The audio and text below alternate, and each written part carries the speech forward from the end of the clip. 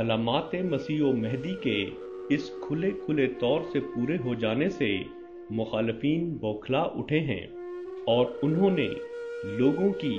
جماعت احمدیہ کی طرف ممکنہ توجہ اور رغبت کو روکنے کے لیے جماعت احمدیہ کے بانی کی ذات مبارک اور دعوی پر انتہائی جھوٹی اور بھیانک الزام تراشیوں کی ایک بہت بڑی مہم شروع کر رکھی ہے۔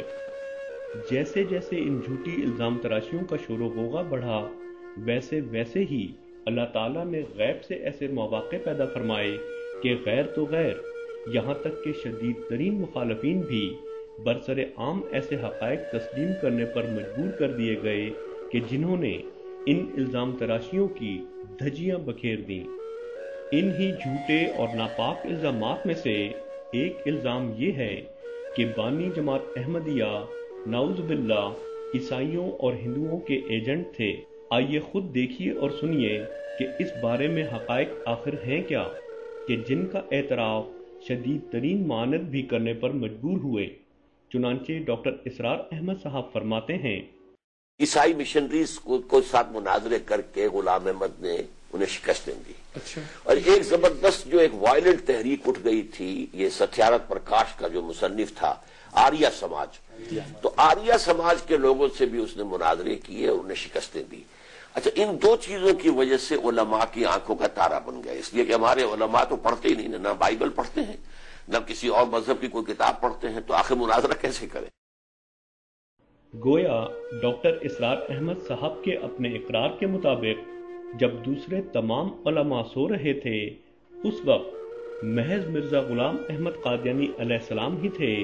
کہ جنہوں نے تنہا عیسائیوں اور ہندوؤں کی اسلام کے خلاف یلغار کو نہ محض روکا بلکہ انہیں شکستیں دیں۔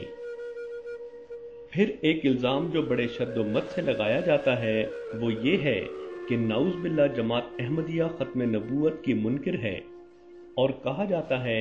کہ اگرچہ تابع اور امتی صحیح، مگر چونکہ جماعت احمدیہ مرزا صاحب کو نبی مانتی ہے اس لیے وہ دائرہ اسلام سے خارج ہو جاتی ہے، اور یوں یہ تاثر دیا جاتا ہے کہ آن حضرت صلی اللہ علیہ وسلم کے بعد کسی بھی قسم کے نبی کی آمد کا عقیدہ انسان کو دائرہ اسلام سے خارج کر دیتا ہے۔ مگر ناظرین دیکھیں گے کہ یہاں بھی ہمارے مخالفین محض دھوکہ اور فریب سے کام لیتے ہیں، کیونکہ غیر احمدی علماء کی اکثریت کا اپنا یہ عقیدہ ہے کہ امت محمدیہ میں آنے والے مسیح نبی اللہ ہوں گے۔ چنانچہ ایک دلچسپ سوال و جواب حاضر خدمت ہے کہ جس میں ایک غیر احمدی عالم دین دوسرے نامور علماء کی موجودگی میں نہ صرف آنے والے عیسیٰ کی نبوت کو ضروری قرار دیتے ہیں بلکہ یہ بھی وضاحت فرماتے ہیں کہ ان کے بطور نبی اللہ کے آنے کے باوجود آخر کیوں کر ختم نبوت میں کوئی خلل واقع نہ ہوگا۔ حضرت عیسیٰ علیہ السلام آئیں گے تو وہ اس وقت نبی کی حیثیت سے آئیں گے یا ایک امام کی حیثیت سے؟ اگر وہ نبی کی حیثیت سے آئیں تو حضور صلی اللہ علیہ وسلم کا خاتم النبیین ہونے پر کوئی اثر نہیں پڑے گا؟ مولانا صاحب سے۔ مولانا کون سے والے؟ راضی صاحب سے۔ اچھا، آپ نے فرمائی تھی۔ جی اچھا سوال کیا ہے انہوں نے۔ بات یوں ہے کہ حضرت عیسیٰ علیہ الصلوۃ والسلام نبی تھے، نبی ہیں اور نبی ہی رہیں گے جب تک کہ حیات ہوں گے اس دنیا میں، لیکن آپ عمل کریں گے نبی اکرم صلی اللہ تعالی علیہ وآلہ وسلم کی نبوت کے مطابق، آپ کی شریعت کے مطابق، اور جتنے فیصلے ہوں گے وہ اپنی شریعت کے مطابق نہیں کریں گے بلکہ اپنی نبی اکرم صلی اللہ علیہ وسلم کی شریعت کے مطابق فیصلے کریں گے، اور ان فیصلوں میں وہ کلی طور پر باقاعدہ اس کے پابند ہوں گے کہ شریعت محمدیہ کی پابندی کریں۔ تو اس لیے نبوت کا منصب تو ان کے پاس ہوگا، لیکن وہ منصب نافذ جو ہوگا منصب وہ حضور صلی اللہ علیہ وسلم کی نبوت کے مطابق ہوگا۔ سو جماعت احمدیہ اگر آن حضرت صلی اللہ علیہ وسلم اور آپ کی شریعت کے تابع کسی نبی کے آنے کا نام لے تو ختم نبوت کی منکر اور دار اسلام سے خارج، مگر یہ مولوی حضرات بے عین ہی وہی عقیدہ رکھیں تو مسلمان، کیا اسی کا نام تقوی اور انصاف ہے؟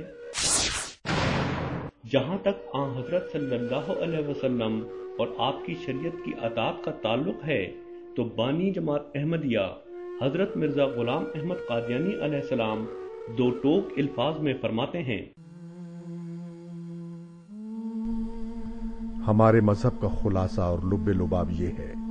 کہ لا الہ الا اللہ محمد الرسول اللہ ہمارا اعتقاد جو ہم اس دنیاوی زندگی میں رکھتے ہیں، جس کے ساتھ ہم بفضل و توفیق باری تعالی اس عالم گزراں سے کوچ کریں گے، یہ ہے کہ حضرت سیدنا و مولانا محمد مصطفیٰ صلی اللہ علیہ وسلم خاتم النبیین و خیر المرسلین ہیں، جن کے ہاتھ سے اکمال دین ہو چکا اور وہ نعمت بمرتبہ اتمام پہنچ چکی جس کے ذریعے سے انسان راہ راست کو اختیار کر کے خدا تعالی تک پہنچ سکتا ہے۔ اور ہم پختہ یقین کے ساتھ اس بات پر ایمان رکھتے ہیں کہ قرآن شریف خاتم کتب سماوی ہے اور ایک شوشہ یا نقطہ اس کی شرائع اور حدود اور احکام اور اوامر سے زیادہ نہیں ہو سکتا اور نہ کم ہو سکتا ہے، اور اب کوئی ایسی وحی یا ایسا الہام من جانب اللہ نہیں ہو سکتا جو احکام فرقانی کی ترمیم یا تنسیخ یا کسی ایک حکم کے تبدیل یا تغیر کر سکتا ہو۔ اگر کوئی ایسا خیال کرے تو وہ ہمارے نزدیک جماعت مومنین سے خارج اور ملحد اور کافر ہے۔